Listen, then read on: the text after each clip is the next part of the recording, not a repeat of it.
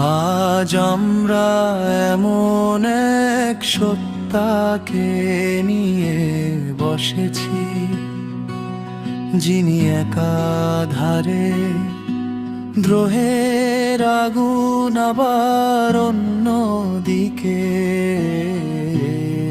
প্রেমের কোমল পরশ।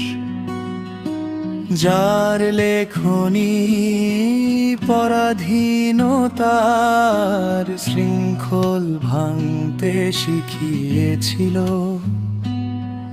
আবার যার সুর বিরহী হৃদয়ে সান্ত্বনা হয়ে ঝরেছিল।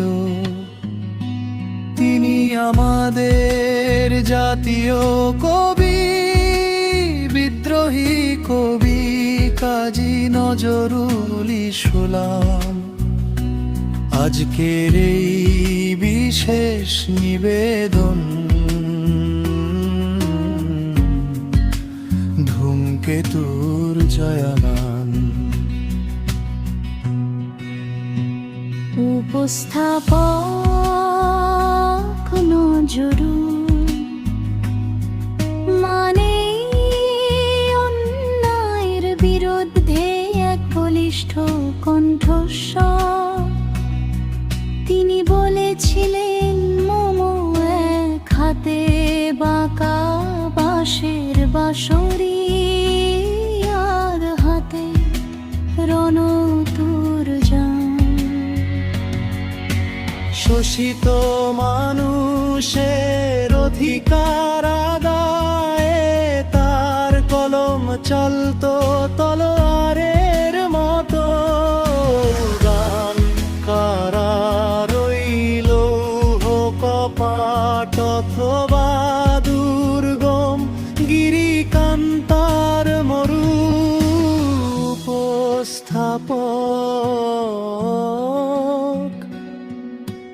বিদ্রোহের পাশেই ছিল তার অতলান্ত প্রেম। নজরুলের গান মানেই বিরহ আর ভালোবাসার এক অনন্য মিশেল।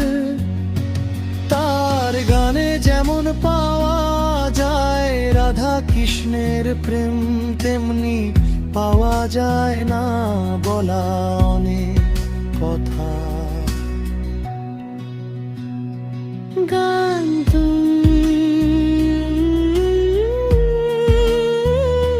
মোর প্রিয়া হবে সুরানী, দেব খোপায় তারার ফুল, অথবা তুমি এলে অনেক দিন পরে, যেন অনেকটা পথ ঘুরে।